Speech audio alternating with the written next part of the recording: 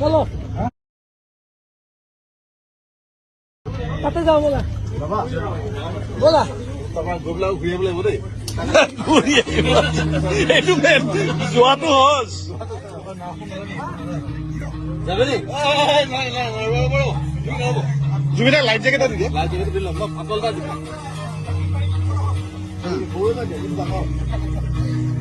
light jacket এটা মজা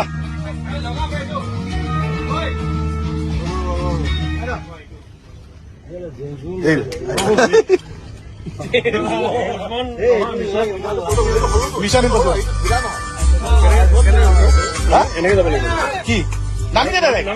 নামি দে এনেকে নামা খেলি দিওঁ নেকি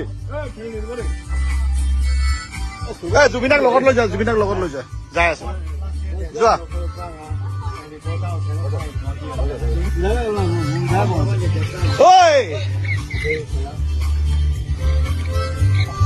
নামি দিওঁ নেকি জুবিনাৰ লগত একেলগে যোৱা জুবিনা কি কৈ আছে লগত ভিডিঅ'টো আপোনালোকে নিশ্চয় শুনিছে যিজনে কেমেৰা কৰি আছে জুবিন দাক বাৰে বাৰে পানীত নামিবলৈ কৈ আছে আৰু এজনক কৈছে যে জুবিন দাকো লৈ যায় জুবিন দাকো লৈ যায় আৰু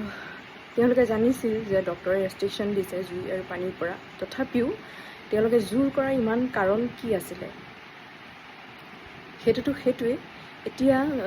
জুবিন দাৰ লগত থকা মিউজিচিয়ান শেখৰ তাৰো বহুতকেইটা হোৱাটছএপৰ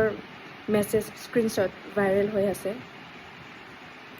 তেওঁ যিখিনি কথা কৈছে সিদ্ধাৰ্থৰ ওপৰত গতিকে সেইখিনি উচিত তদন্ত হ'ব লাগে আমি দোষীয়ে শাস্তি পোৱাটো বিচাৰোঁ আমাৰ হিয়াৰ আমঠুজনক এনেকৈ আমি বিদায় দিব নোৱাৰোঁ তেওঁ উচিত ন্যায় পাব লাগিব মই মাননীয় মুখ্যমন্ত্ৰী হিমন্ত বিশ্ব শৰ্মা ডাঙৰীয়াক কৈছোঁ প্লিজ আপুনি তেওঁক কালি শেষ সজ্জাত দিয়াৰ আগতে শেষ কাম সম্পন্ন কৰাৰ আগতে আকৌ এবাৰ মৰণোত্তৰ পৰীক্ষা কৰক আমি সেইটো বিচাৰিছোঁ যদি ইয়াৰ লগত সঁচাকৈ কোনোবা জড়িত আছে সেইটো কোনো নৰ্মেল যদি মৃত্যু নহয় তেন্তে দোষীয়ে উচিত শাস্তি পোৱাটো বিচাৰোঁ